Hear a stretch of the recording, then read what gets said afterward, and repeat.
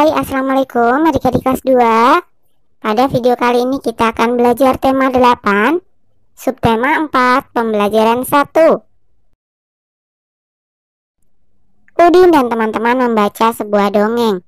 Mereka membaca kisah kera dan ayam. Mari membaca dongeng berikut dengan nyaring. Kisah kera dan ayam. Suatu hari, kera dan ayam berencana untuk berjalan-jalan ke hutan. Mereka berdua mendapat informasi kalau di hutan itu terdapat banyak pohon buah-buahan yang lezat. Mereka berdua memulai perjalanan sejak pagi, tapi tidak sebatang pohon buah pun yang mereka temui.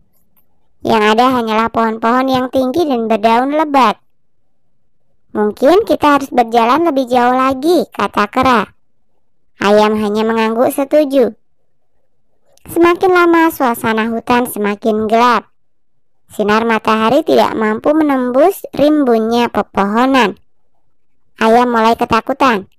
Kera, kita tersesat? Bagaimana kalau kita pulang saja? Katanya.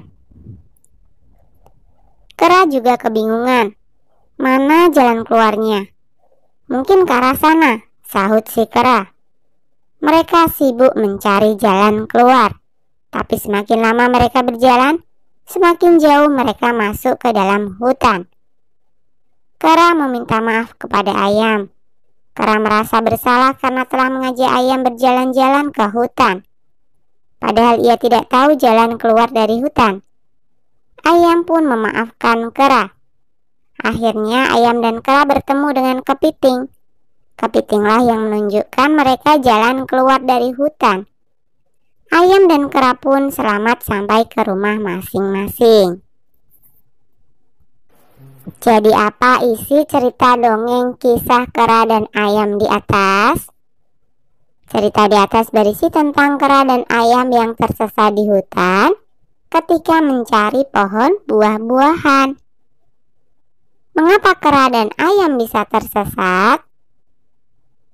Karena kera dan ayam tidak mengetahui arah pohon buah-buahan yang mereka cari. Apa yang harus kita lakukan agar tidak tersesat ketika melakukan perjalanan?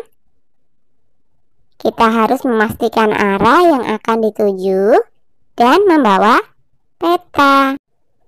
Nah, sekarang aku tahu kita harus mengetahui arah dan tujuan perjalanan. Dengan demikian kita akan selamat dalam perjalanan. Bacalah kembali teks dongeng kisah kera dan ayam dengan teliti. Masih ingatkah kamu dengan aturan penggunaan huruf kapital? Perhatikan kalimat-kalimat berikut dengan teliti. Huruf kapital digunakan pada setiap kata awal kalimat. Huruf kapital juga digunakan pada huruf pertama petikan langsung. 1. Mungkin kita harus berjalan lebih jauh lagi, kata kera. 2. Kera, kita tersesat. Bagaimana kalau kita pulang saja? Katanya. 3. Kera juga kebingungan. Mana jalan keluarnya? Mungkin ke arah sana, sahut si kera. Temukanlah kesalahan penggunaan huruf kapital pada kalimat-kalimat berikut. 1. Apa yang kamu lakukan, Udin? Kata ibu. Nah, huruf A pada kata apa ini harusnya menggunakan huruf kapital karena merupakan huruf pertama petikan langsung. 2. Ayah berpesan, jika berjalan harus berhati-hati ya nak. Huruf J pada kata jika harusnya menggunakan huruf kapital karena merupakan huruf pertama petikan langsung. 3. Kamu harus memperhatikan keselamatan diri ya nak, kata ayah. Huruf K pada kata kamu juga harus menggunakan huruf kapital ya.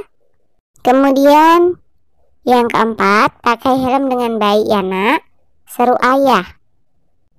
Nah, huruf P pada kata pakai karena ini merupakan huruf pertama petikan langsung, jadi seharusnya menggunakan huruf kapital. Kemudian yang kelima, ayah berkata, jangan bermain di jalan ya nak, itu bisa membahayakan diri. Huruf C pada kata jangan harusnya juga menggunakan huruf kapital, karena merupakan huruf pertama petikan langsung. Nah, sekarang coba perbaiki kesalahan pada kalimat-kalimat sebelumnya dengan benar. Tuliskan hasil perbaikanmu di bawah ini. 1. Apa yang kamu lakukan, Udin? Kata ibu. 2. Ayah berpesan jika berjalan harus berhati-hati ya nak. 3. Kamu harus memperhatikan keselamatan diri ya nak, kata ayah. 4. Pakai helm dengan baik ya nak, seru ayah. 5. Ayah berkata, jangan bermain di jalan ya nak, itu bisa membahayakan diri. Masih ingatkah kamu dengan dongeng kisah kera dan ayam? Gambar ayam dapat dibuat ke dalam bentuk hiasan. Perhatikan gambar hiasan berikut. Tahukah kamu bagaimana cara membuatnya? Ayo berkreasi. Coba buatlah hiasan anak ayam dengan mengikuti petunjuk berikut. Hiasan anak ayam. Bahan 1 kertas warna, 2 kertas gambar, 3 lem. Alat 1 pensil, 2 gunting, 3 spidol atau krayon. Langkah kerja 1. Potong 4 buah bidang. 1 bidang setengah lingkaran besar, 1 bidang setengah lingkaran kecil, 1 bidang segitiga besar, dan 1 bidang segitiga kecil. 2. Tempelkan setengah lingkaran besar ke kertas. Letakkan di tengah agak ke bawah. 3. Tempelkan setengah lingkaran yang sedang. Letakkan menempel terbalik. 4. Tempelkan segitiga besar sebagai sayap. Tempelkan segitiga kecil sebagai paruh. 5. Buatlah lingkaran kecil untuk mata dan buat garis untuk kaki. Mereka berdua memulai perjalanan sejak pagi. Tapi tidak sebatang pohon buah pun yang mereka temui. Semakin lama suasana hutan semakin gelap. Sinar matahari tidak mampu menembus rimbunnya pepohonan. Kera dan ayam berjalan mulai dari pagi hingga malam hari. Lama waktu dari pagi hingga malam dikatakan dengan 1 hari.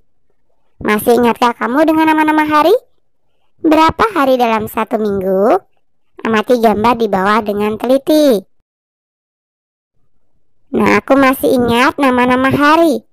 Nama hari yaitu Senin, Selasa, Rabu, Kamis, Jumat, Sabtu, dan Minggu. Jadi 1 minggu ada 7 hari. Aku tahu 1 minggu sama dengan 7 hari. 1 bulan sama dengan 30 hari. 1 bulan sama dengan 4 minggu. Mutiara dan Udin mengetahui perbandingan antar satuan waktu. Udin dapat menyelesaikan soal-soal yang berkaitan dengan satuan waktu. Nah, kerjakan soal-soal latihan berikut dengan benar. 1. Udin telah menabung selama 3 bulan. Berapa harikah Udin telah menabung? Ingat, 1 bulan sama dengan 30 hari. 3 bulan sama dengan 3 kali 30. Hasilnya adalah 90 hari. Jadi, Udin telah menabung selama 90 hari. 2. Ayah pergi keluar kota selama 2 bulan. Berapa harikah ayah pergi keluar kota? 1 bulan sama dengan 30 hari. 2 bulan sama dengan 2 kali 30. Hasilnya adalah 60 hari. Jadi ayah pergi keluar kota selama 60 hari. 3. Umur adik Beni telah 4 bulan. Berapa harikah umur adik Beni? 1 bulan sama dengan 30 hari. 4 bulan sama dengan 4 kali 30. Hasilnya adalah 120. Jadi, umur adik Beni adalah 120 hari. 4. Jarak umur Udin dan Lani 5 bulan. Berapa harikah jarak umur Udin dan Lani? 1 bulan sama dengan 30 hari. 5 bulan sama dengan 5 kali 30. Hasilnya adalah 150 hari. Jadi jarak umur Udin dan Lani adalah 150 hari. 5. Udin berlibur ke rumah paman selama 1 bulan. Berapa harikah lama Udin berlibur ke rumah paman? 1 bulan sama dengan 30 hari. Jadi Udin berlibur ke rumah paman selama 30 hari. Wah, kalian memang hebat ya. Oke, sampai di sini dulu video kali ini ya. Sampai jumpa di video berikutnya.